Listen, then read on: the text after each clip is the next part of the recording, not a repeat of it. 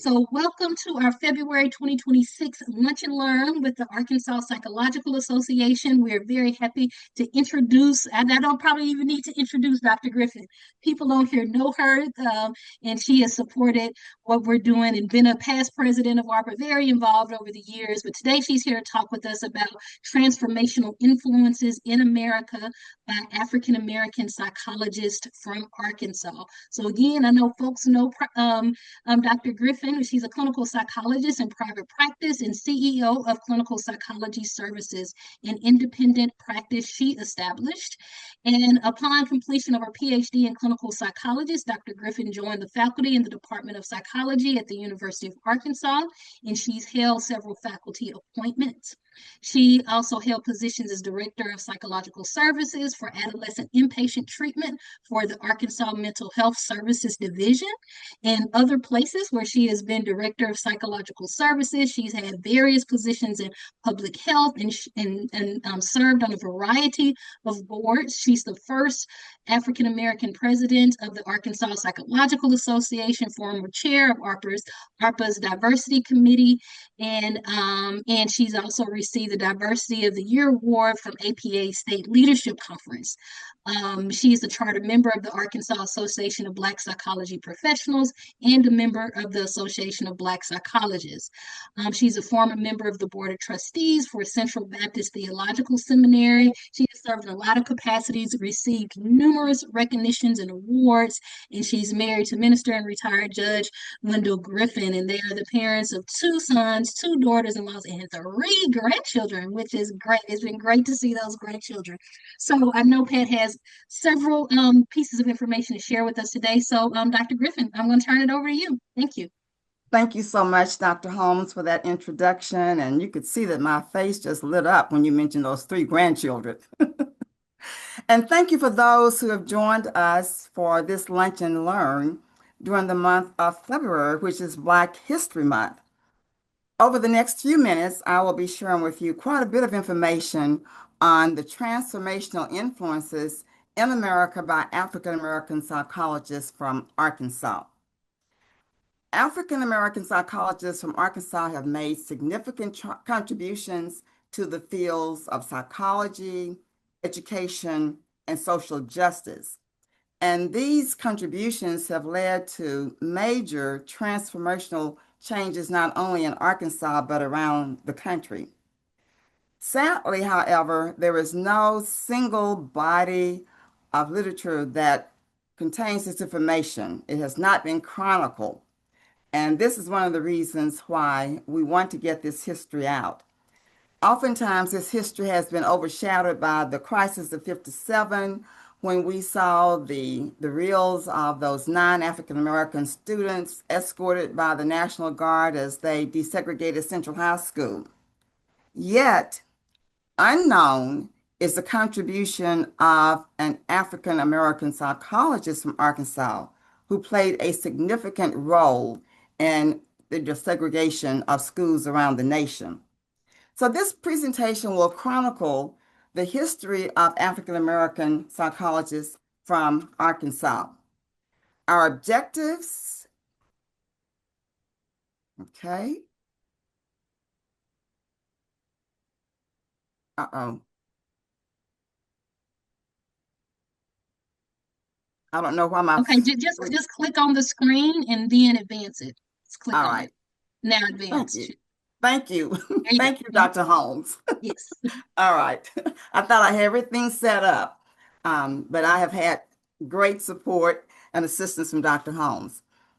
Our objectives for today will be to trace the history of African American psychologists from Arkansas dating in 1920 to the present, raise awareness of the significant contributions of these psychologists in Arkansas in the fields of psychology, education, and social justice, parallel this history to transformational changes in America. Of particular note are the contributions of Dr. Robert L. Williams with graduate training for African American students in psychology through the 10-point program. And at this point is where I enter the scenario.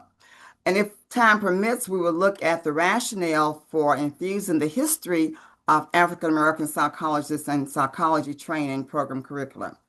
Now, I would like for you to submit your questions in the chat as we proceed. I have more slides than I'm going to be able to discuss, and I want to make sure I allow time to address your questions.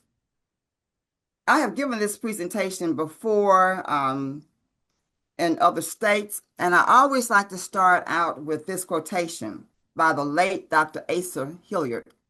There is something wrong with a psychology and psychological analysis that leaves African descent people strangers to themselves, aliens to their culture, oblivious to their condition, and inhumane to their oppressors. I just want you to take a few minutes to reflect on that powerful quotation. And that's a history in and of itself, Dr. Asa Hilliard, but time does not permit me to go into depth about this rich history. He was born in Texas and was in California. This next slide has two references that I strongly recommend. Even the Rat Was White by Robert B. Guthrie, African-American psychologist. This was published in 2004. And the second publication is the History of the Association of Black Psychologists, which profiles the biography of several outstanding Black psychologists throughout the country. Both of these authors are deceased, but these are historical books that are classics in the field. Our first African-American psychologist from Arkansas is Francis Cecil Sumner, born December the 7th, 1895, December the 7th, 1895 in Pine Bluff, Arkansas. And this was 30 years after slavery. His parents were enslaved.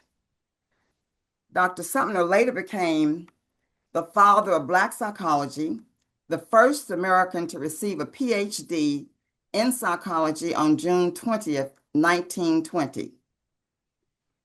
As was the case with many individuals in the South, his parents left Arkansas for educational opportunities for their two sons. Dr. Sumner attended public school for the elementary school years. However, his parents chose to homeschool him. They were able to procure old textbooks. They educated themselves. They in turn educated their two sons. In 1911, at the age of 15, Sumner did not have a high school diploma. He had to pass a written exam in order to enroll at Lincoln University in Pennsylvania, and that was from 1911 to 1915. At the age of 20 in 1915, he graduated magna cum laude with honors in English, modern languages, Greek, Latin, and philosophy. After he completed his undergraduate degree from Lincoln, he initiated contact with Clark University, where he became acquainted with James P. Porter, professor of psychology, and also G. Stanley Hall. Of course, you recognize that name. G. Stanley Hall was the first American to earn a PhD in psychology, and he was the first president of the American Psychological Association. By the way, the Sumners changed their names, as was often the case after slavery. They did not continue to have the name, their original names, but took on the name of a senator from Massachusetts whose last name was Sumner. After Sumner got in contact with G. Stanley Hall, he was admitted for a second bachelor's degree at Clark University and completed that second bachelor's degree in 1916. He then returned to Lincoln to complete a master's degree, and with the assistance of G. Stanley Hall, was admitted to Clark from 1917 to 1918 for the PhD program. This was during the war. He was classified as 1A, drafted in the military, served with honors in World War I from 1918 to 1919.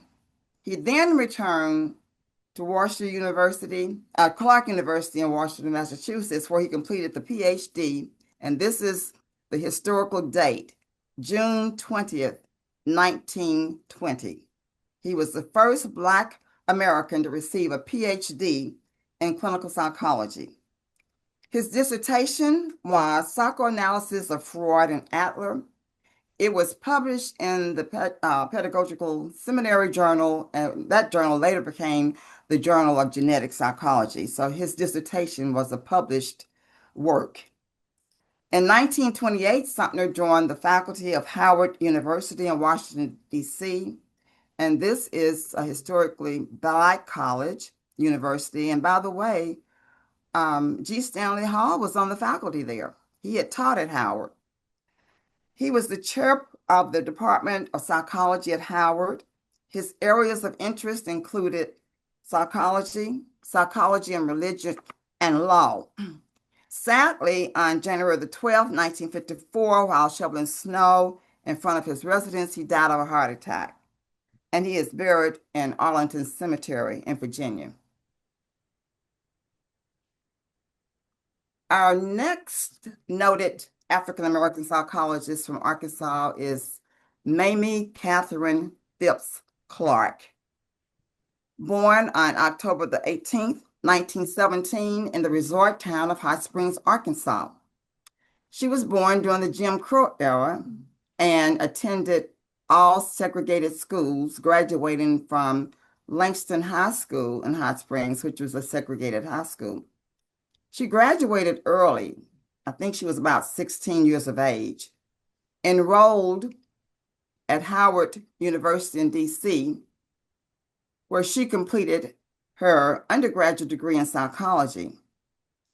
To give you some background on Dr. Clark, her father was from the British West Indies, and his wife, Kate Florence Phipps, her father's name was Dr. Harold H. Phipps, owned a spa. There was an African-American spa in Hot Springs at the time, and they owned and operated the spa. And of course, her father had a medical practice. They had two children, and Dr. Clark's brother went into the field of dentistry, and for a period of time, he had a practice in Pine Bluff, and he too is deceased now. When Clark enrolled at Howard, her plans were to major in mathematics and physics. At that time, there were certain biases and prejudices against women entering such fields, so she was not supported by the professors in that department. She met Kenneth B. Clark, who was on the faculty there at Howard.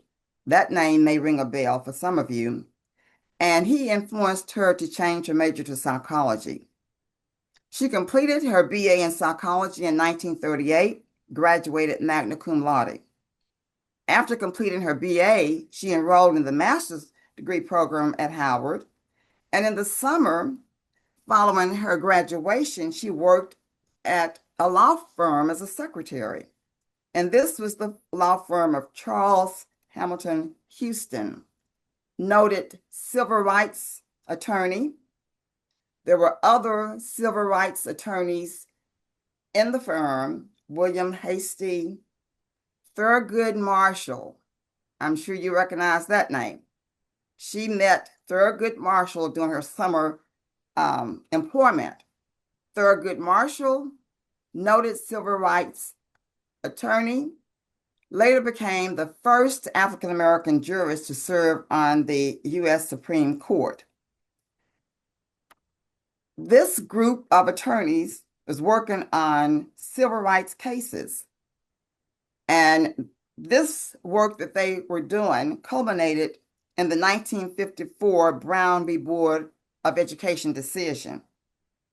Time will not permit me to go into a lot of detail about this, but I do want to highlight some elements of this. Phipps and Clark studied the effect of segregation and racism on the self-esteem of Black children. Oftentimes, his name was first because of the biases against female, but it was her original master's thesis that laid the foundation for the research that was used in the doll study. And here's a picture of them conducting the research with students. This research started 14 years before the Brown v. Board of Education decision. The Dahl study research contributed to the U.S. Supreme Court ruling, which determined de jure racial segregation in public schools was unconstitutional and overturned the separate but equal Plessy versus Ferguson decision.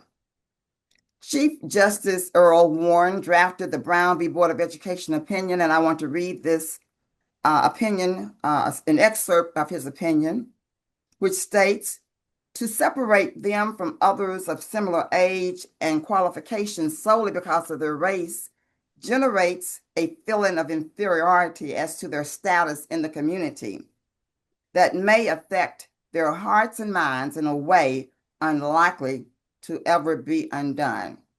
Looking at the detrimental effect of racism on the self-esteem of African American children. And again, this pioneering research was completed 14 to 15 years before Brown, and it was the very first time that psychological research was used in a Supreme Court decision. The very first time. Research conducted by an African American psychologist born in Hot Springs, Arkansas. Oh, by the way, Kenneth Clark was the first African American president of the American Psychological Association. I just want to play just a couple of seconds of this to give you an idea of the climate during that time. This is a newsreel from the 1957 desegregation of Central, just to see the tension and the resistance to desegregation. And I'm not going to show this in its entirety. Some of the most difficult lessons we learn. These are the Little Rock 9 students push us through these divisive entering Central High.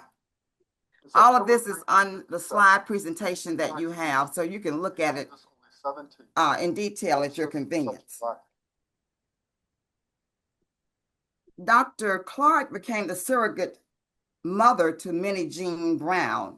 And this is Minnie Jean Brown pictured here in the home of the Clarks with their 2 children. Minnie Jean Brown was one of the Little Rock 9, and she was expelled in 1958 for retaliating against the daily torment that she was subjected to. She was prohibited from attending any high school in the state of Arkansas by Governor Orville Forbes. On February the 17th, 1958, Minnie Jean moved to Little Rock and lived with the Clarks in New York. This lower right-hand photo shows her mother on the left, Minnie Jean, Dr. Clark, and their daughter, Kate. Minnie Jean then graduated from New York's New Lincoln School in Manhattan in 1959. Dr. Clark was also an advisor for Mrs. Daisy Bates, who was the mentor for the Little Rock 9. She was a consultant. So that is another significant contribution. Dr. Clark had difficulty finding employment after her PhD. She worked with homeless Black adolescent females and later opened the Northside Center for Child Development, where she and her husband made significant contributions to understanding and treating the problems of African American children. In a personal interview, Mrs. Minnie Jean Brown Trickey stated because of the Clark's involvement with civil rights activism, many personalities at that time in the civil rights movement were guests in the home of the Clarks, and she was able to have firsthand personal contact with these individuals. Invaluable experience. So those 2, Dr. Sumner and Dr. Clark, represent what I define as the first era of African American psychologists from Arkansas. The second generation that I've identified starts with Dr. Robert L. Williams. Born in Biscoe, Arkansas, his father died when he was 5, leaving 2 children. His mother worked in the homes of white families, and she raised this family as a single parent after her husband's death. She had a strong influence in Dr. Williams' life. She died on February the 20th, 1978, which is Dr. Williams' birthday. He was lecturing at Wash U when he received the news, sadly, that his mother had died suddenly while she was working in the home of a white family. Dr. Williams graduated from Dunbar High School at the age of 16, and in the 10th grade, he was given an IQ test and scored 82. 82. You know what classification that is. His school counselor told him that he barely missed the mentally retarded classification and advised him to pursue a career in masonry, and he enrolled in the vocational trade curriculum there at Dunbar. He took such courses as auto mechanics, bricklaying, electricity, carpentry, and through the help of the Butler Center, I was able to locate a picture of him with an apron in a home economics class. He did manage, however, to slip into an English class, a math class, and some science courses. He went on and enrolled at Dunbar Junior College, but dropped out after marrying his high school sweetheart at the age of 18, and they celebrated over 60 years of marriage. He worked, of course, to support his growing family. He was an unskilled laborer at a car hop and was assisting one of his friends and co-workers with calculus. His friend said, "Bob, if you're so good at calculus, you need to enroll in college," which he did. He later enrolled what is now Philander Smith University. He worked 12 hours at the car hop, attended classes full-time, graduated with honors, distinction in his field, and ranked 5th in the graduating class of 1953 with an undergraduate major in psychology. Because of racial discrimination and because of racial segregation, not desegregation, but because of racial segregation at the time, there were no graduate schools in the South who would admit African-American students. The Williams family moved to Detroit, where he enrolled in an educational psychology program at Wayne State University and completed his master's degree in 1955. His master's thesis was entitled "A Comparison of IQ Test Scores Between Black and White Fourth Grade Students on Traditional and Culturally Fair Tests." Because he had been a victim of IQ testing, this became a research interest of his, and I'll share a little bit more about that as we continue. His results show discrepancies between the performances on traditional compared to cultural fair tests, with Black students performing better on cultural fair tests than the traditional IQ test. Dr. Williams became involved with the Black language controversy, the IQ controversy, because, again, he was a casualty. After completing his master's degree, he returned to Arkansas and became the first, and this was the title that he had while he was there, the first staff psychologist at the Arkansas State Hospital, the first African American to join the psychology staff at the Arkansas State Hospital. His mother-in-law recommended or suggested to him to make an application there. Arkansas, as you know, became the first state in the Union to regulate the practice of psychology. Act 129 was passed, ironically signed into law by Governor Orville Faubus in 1955, and Dr. Williams became the first African-American licensed psychological examiner in Arkansas shortly after Faubus signed the legislation into law. This was 1955. Dr. Williams was encouraged to pursue a doctorate by one of the staff psychologists at the Arkansas Arkansas State Hospital. Racial tension was mounting. Plans were underway to desegregate Central High. Before the racial tension developed, Williams was dining with the white psychologists for lunch. And with the racial tension mounting, he was informed that it would be better for him to dine with African Americans in the segregated dining area. Dr. Williams said he never did that. He took his lunch at his desk, and immediately he decided to pursue a doctorate in psychology. He applied to 5 graduate programs: Michigan State University, the University of Illinois at Urbana, the University of Colorado at Boulder, Purdue, and Washington University in St. Louis. He was accepted at 4 out of the 5, and he chose to matriculate at Washington University, enrolling in September 1957, the same month as the desegregation of Central High School. His wife, by the way, was a secretary for Mrs. Daisy Bates. Dr. Williams became the first African American to complete a PhD in Washington at Washington University, the first African American to receive a PhD in psychology, and this was in 1961.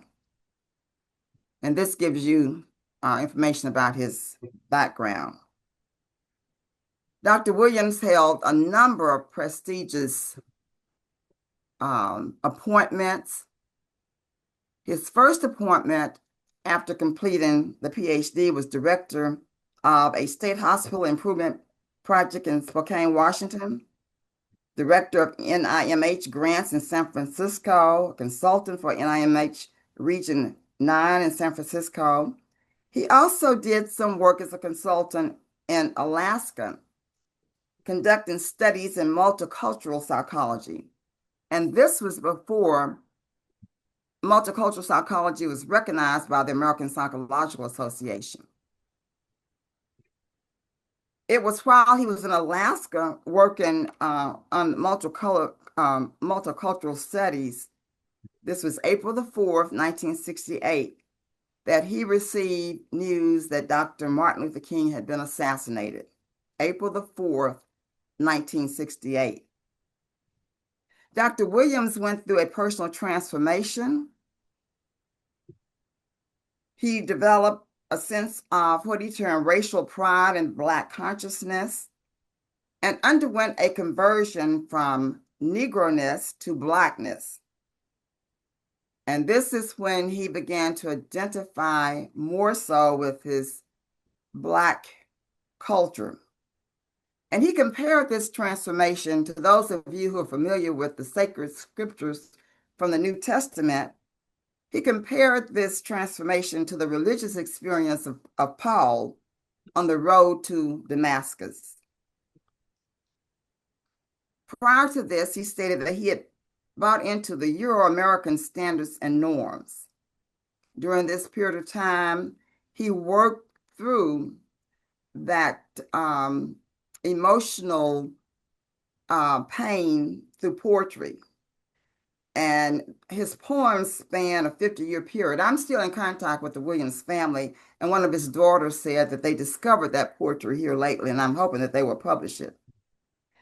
As a result of this transformation, Dr. Williams became one of the founding members of the Association of Black Psychologists, director of the African American Studies program at Washington University. And by the way, Washington University was very supportive of Dr. Williams. I don't have time to give you all the detail. I've had a number of personal conversations with Dr. Williams. This was his first faculty appointment at WashU, a graduate of Washington University, and he negotiated a position to go in at full professor when he first started working there at WashU. And they still honor and recognize him. They have an annual lecture each year around the 1st of March, and they invite former students and individuals in to give a lecture on Dr. Bob or some related field. He is highly esteemed still. They supported establishing the African American Studies program at WashU. During that time, he coined the term ebonics. Ebonics is a cognitive linguistic system. It has sometimes been described as jargon or slang or dialect. Dr. Williams studied the linguistic patterns of African Americans and traced the linguistic development of African Americans in America to their origin in Africa. He's noted for coining the term ebonics. He developed an IQ test called the Black Intelligence Test of Cultural Homogeneity. He continued to study the biases with IQ testing against minoritized individuals and continued to mentor students until his advanced year of 90. He transitioned in 2020, and I was able to go and attend his, my husband and I were able to attend his 90th birthday party, and his mind was just as sharp as ever. Dr. Williams authored Raising Black Kids to Be Okay and Racism Learned at an Early Age Through Racial Scripting. And these two books are still available. One of the quotes that I like to share is, "Do not forget to give back to the community that birthed you." This is one of his quotations. Do not forget to give back to the community that birthed you.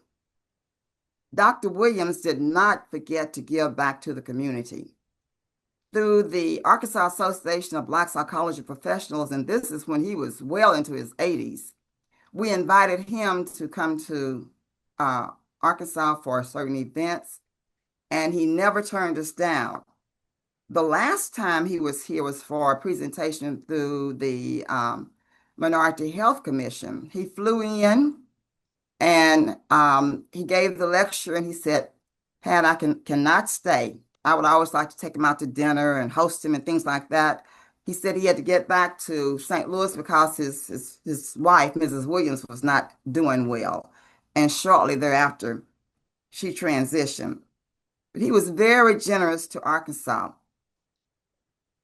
I want to share some information about the 10-point, pardon me.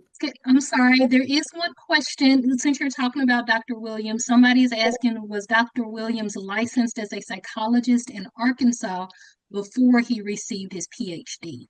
Yes, he was. So he was licensed at the master's level, which would have been psych examiner. When he left Arkansas, he had a master's degree, and then he left Arkansas to go to Washington University, where he completed his PhD. Thank you. Excellent. They said thank you. Thank you, Pat. Any other questions? Thank you, Dr. Holmes, and just let me know. Absolutely. Please interrupt me. Mm-hmm. Okay. Mm-hmm. Yep. Please interrupt me. Mm-hmm. I want to pause here at the 10-point plan. Dr. Williams, when he was president of the Association of Black Psychologists, drafted the 10-point plan. And this was a plan that opened the doors for a generation of African Americans to enroll in the Department of Psychology. And this is where my narrative enters the picture. And if you would allow me a moment of personal privilege, I want to share how I was benefited through this 10-point plan. I am a graduate of Ouachita Baptist University. I decided to go into psychology before I had even met a psychologist, much less an African-American psychologist. At graduation, I was fifth in my class, magna cum laude, strong recommendations from faculty members. Naively, I thought when I applied to graduate school, it would be an easy in. Sadly, I found out that that was not the case. At that time, many schools still were not admitting students of color. At graduation, fifth in my class, magna cum laude, strong recommendations from the faculty. I had not been accepted at a single graduate program. My professors were shocked. They said, "Don't worry, we'll get you in someplace." The chairperson of the department kept in contact with me during the summer, and he and his wife came to our home and told me about a couple of programs. One was the University of Arkansas. My parents and I went to Fayetteville. I got in contact with them. I applied first, of course, and they gave me an invitation to visit the campus. We went to the campus, and shortly after the visit, the interview, I was admitted. Needless to say, I was very grateful and surprised. I did not know, however, until after I had enrolled in the Department of Psychology, the clinical program, that it was as a result of the 10-point plan that students in my generation, African American students in my generation, integrated psychology programs throughout the country. Dr. Williams got in contact with, I don't remember the number, but there were hundreds of graduate programs in psychology throughout the country, challenging them to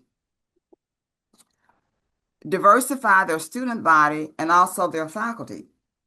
He became acquainted with Dr. Philip Trapp. Some of you on this Zoom remember Dr. Trapp. And Dr. Trapp was very supportive of this plan. Arkansas, believe it or not, bought into all 10 points. Some schools did not. When I was admitted, there were two other African American students.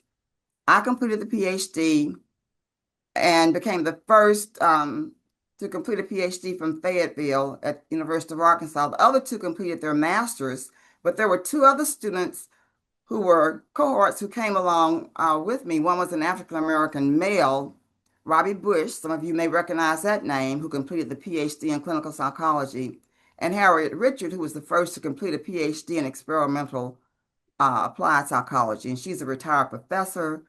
Robbie worked in Missouri and New York for the criminal justice system. He is now retired. During that time, that first year, I had an opportunity to meet Dr. Williams. There was another student who was trying to get into the program, African American male. He did not, but he knew Dr. Williams, got in contact with Dr. Williams, and they invited us into their home. He had 8 children. They were all over the place, but they graciously opened their home to us. I want to make this note, although she was not a graduate of the University of Arkansas, through this 10-point plan, Arkansas hired its first African American psychologist to join the department, and that was Dr. Brenda Mobley. Some of you probably remember that name. She was the first PhD Black psychologist to be licensed to practice in Arkansas. He was the first to be licensed at the master's level. Dr. Brenda Mobley was the first to be licensed at the PhD level. She was a graduate of Purdue and joined the faculty in February of '73. So I thank Dr. Trapp for forming this collaboration with Dr. Williams in order to bring in Black students, a Black faculty member, and I don't know what the status is now. Our next psychologist is one who is still with us. You probably recognize this name, Dr. Terrence Roberts. He is noted for being one of the Little Rock Nine. And you saw that newsreel that I played, and you can play that at your convenience. But he was the beneficiary of the Brown v. Board decision and was among a group of African American students who integrated Central High School September 1957. He made history nationally and internationally when they integrated this formerly all-Black high school, which was one of the largest in the country. And you'll see the mobs and all of all of that. Terrence was born on December the 3rd, 1941 in Little Rock. He was a sophomore at Horace Mann when he volunteered to integrate Little Rock Central High. He completed his junior year at Central. After the 57-58 crisis, as I mentioned earlier, Faubus closed all high schools in Little Rock, and this was for Blacks, whites, and all.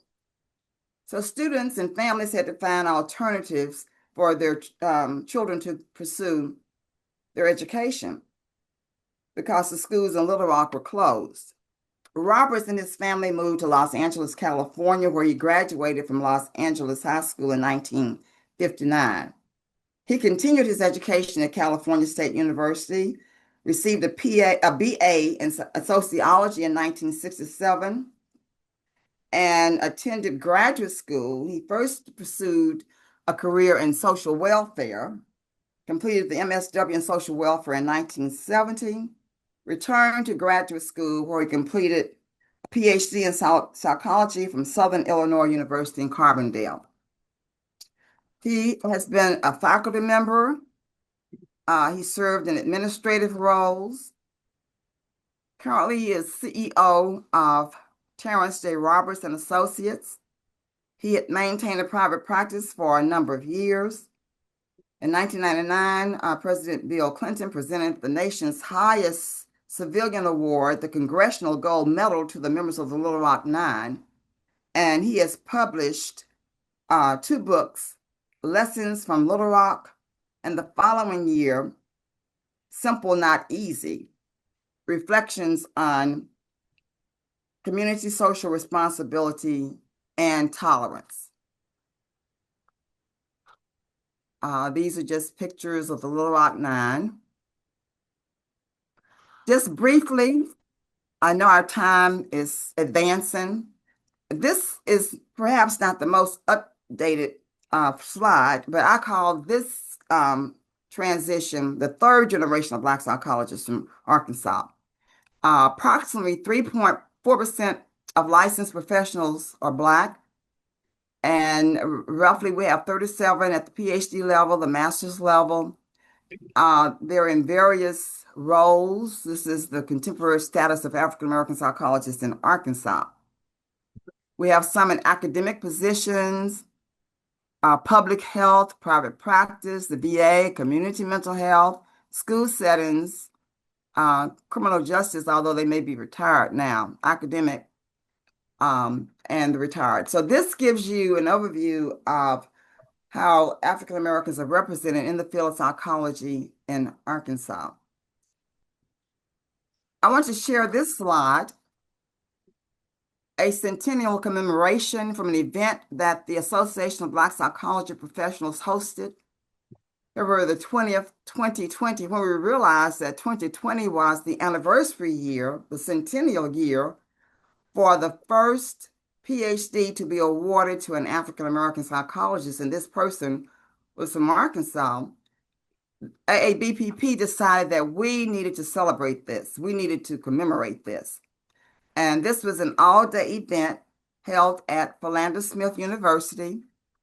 You can watch this event on YouTube, on our Facebook page, on our website, arblackpsych.org has a recording of it, and also the Central Arkansas Library System. Central Arkansas Library System has been very supportive of our events regarding the history of African Americans in psychology. We are conducting interviews of the participants. Of course, Dr. Robert L. Williams was not able to make it. I flew to St. Louis to get a personal interview with him. I flew in and out the same day. That interview is on the website for Central Arkansas Library System. Dr. Rachel Tennille, who was at the University of Arkansas at Little Rock with Dr. William Stanley Hall. He is to the right of Dr. Williams on this screen. He has since transitioned. She was able to interview him. That interview is accessible on the CAL's website. There's an interview of Dr. Terrence Roberts, an interview of Minnie Tricky Brown, and also an interview of the first three African-American psychologists who graduated from the University of Arkansas at Fayetteville. I think those are all the interviews. But if you have additional interest in this topic, I refer you to those interviews that you can access, and the link is in the reference page here. This is a photo of participants on February the 20th at Philander Smith, now University. Pictured here are Dr. Terrence Roberts, who is our keynote speaker, and we gave a presentation to Ms. Minnie Tricky Brown. She is the fourth from the left. Behind her is Robbie Bush. He was the first African-American, and to my knowledge, the only African-American who completed the PhD in clinical psychology from Fayetteville. And Dr. Harriet Richard is in the blue. She was the first to complete the PhD in applied psychology. So these were the presenters during that event, along with Dr. John Kirk, who is a history professor at the University of Arkansas at Little Rock. I think he had left when this picture was taken. Dr. Kirk, by the way, has been supportive of our events as well.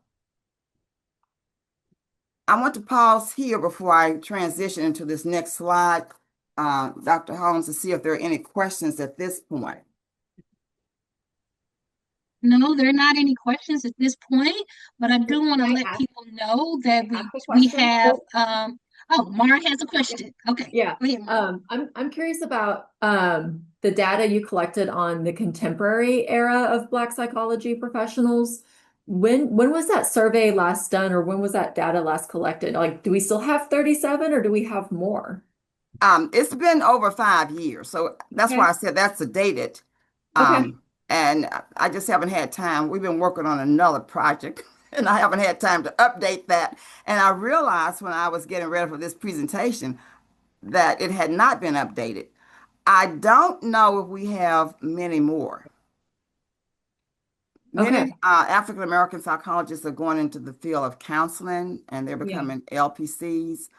I don't know of any African-American students who are now enrolled at the University of Arkansas at Fayetteville. I know that there are 2 PhD students at UCA, University of Central Arkansas. And those are the only 2 that we have contact with. Okay. Thank you for that question. Good to know. Thank you. Thank you.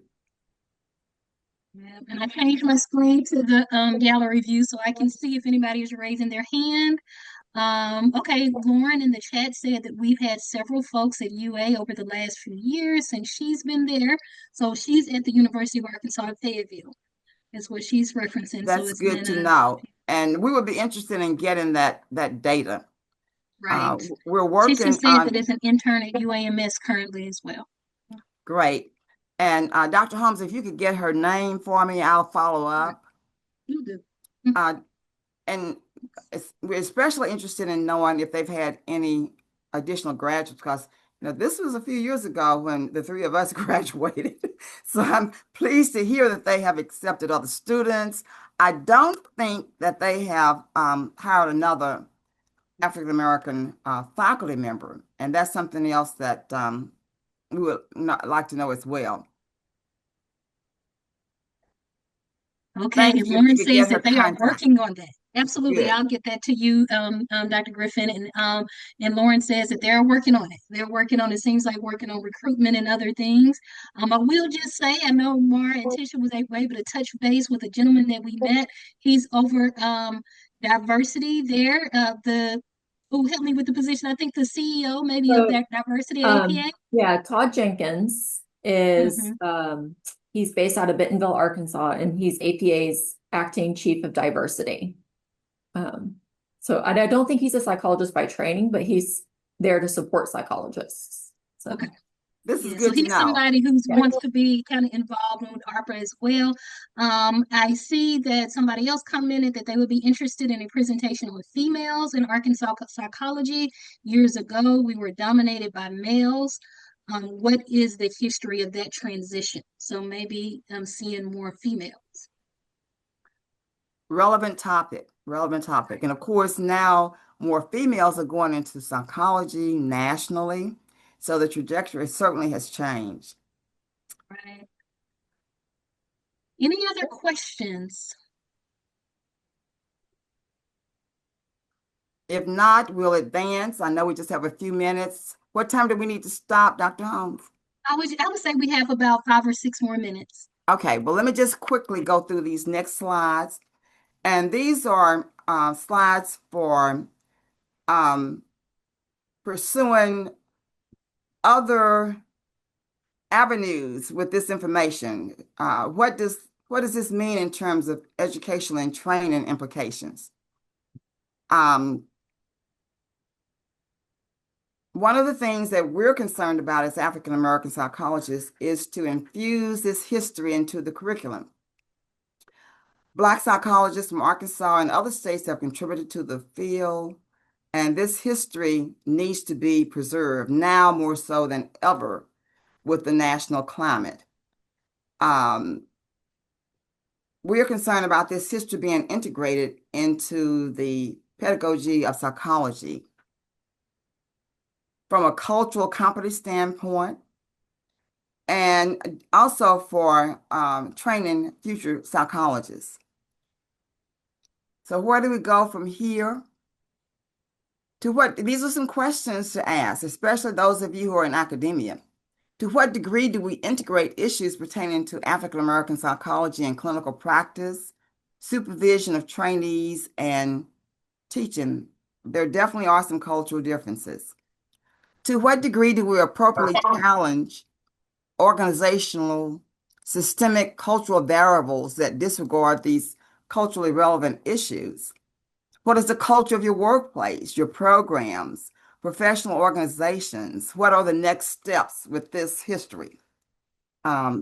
This is a relevant history. It's an organic history, and it's our desire that it will be used for pursuing the relevancy of this history in this day and age, especially for our minoritized communities and also for minoritized professionals in this field.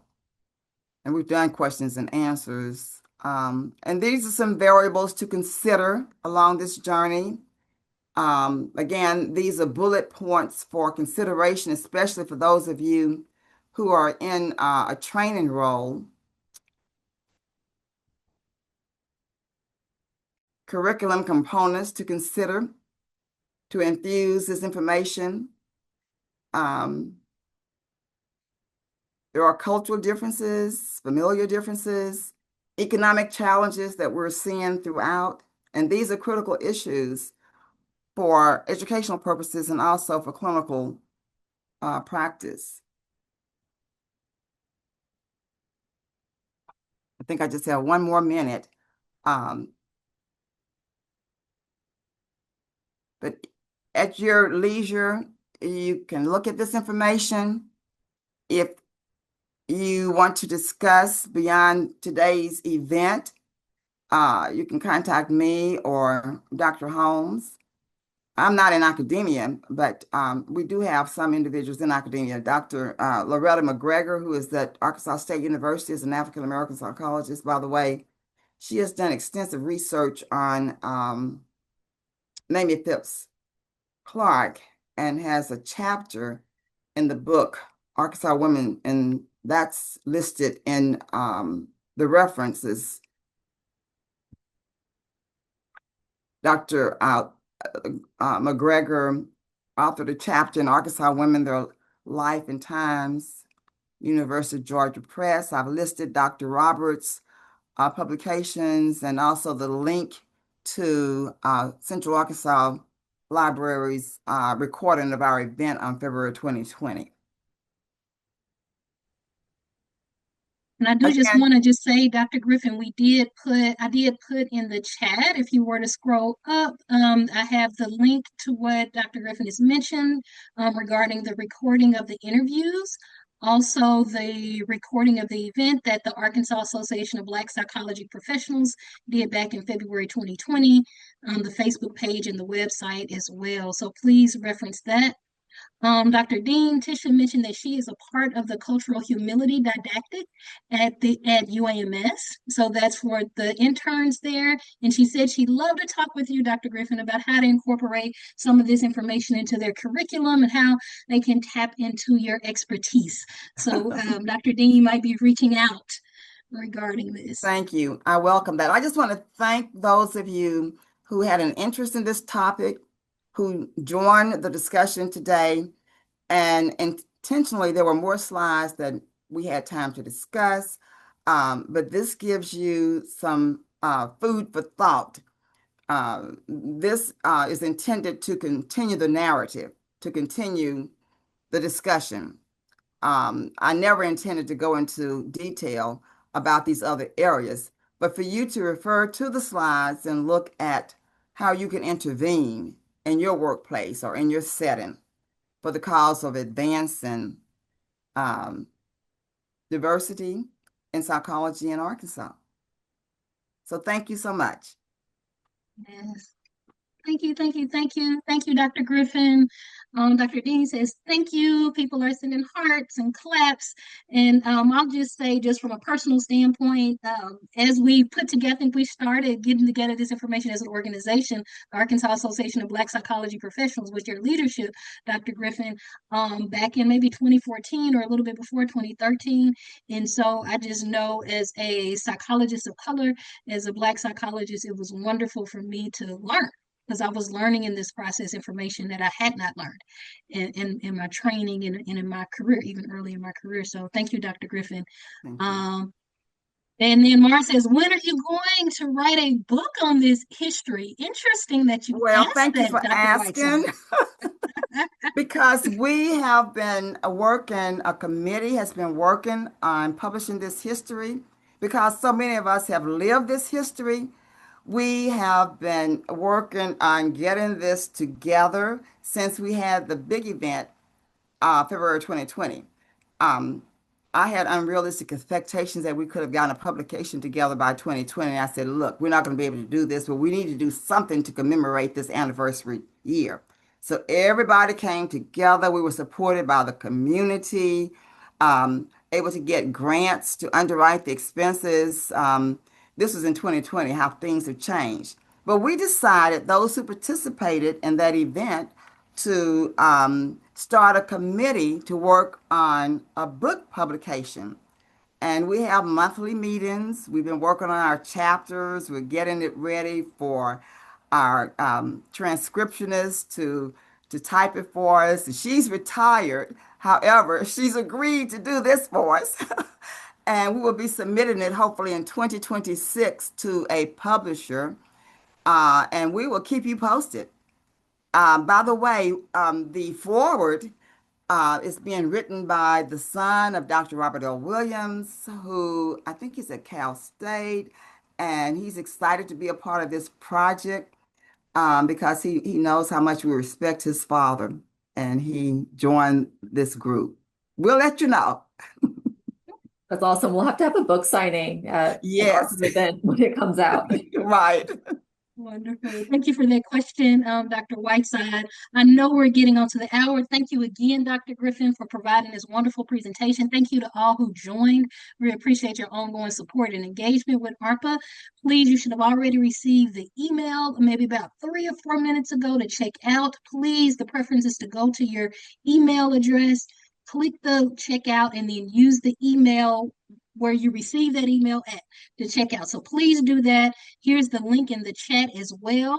The way I know people are having to go, please check out. That is the way to let us know you were here from beginning to the end, and you should automatically receive your CE certificate today. When you check out, you'll also have a link that says the evaluation form. Please complete the evaluation form. That helps the Professional Development Committee to continue to plan and plan well. Christina Christie is the chair of the Professional Development Committee. Judd Harbin is the past chair. We have other folks on that's on the committee. Dr. Whiteside is president. So just thank you all so much for being here. Please be on the lookout for our March peer consultation. That is what's coming up next. We have several things in March, a peer consultation. We have a presentation, a 3-hour CE on anti-racism. And then our spring conference is March 27th. And that is going to be by Dr. Robin Miller with their closure, talking about professional wills. Please be present for that. Please register. Please sign up. We hope to see you all there. All right. Thank you for your time. Enjoy the rest of your day.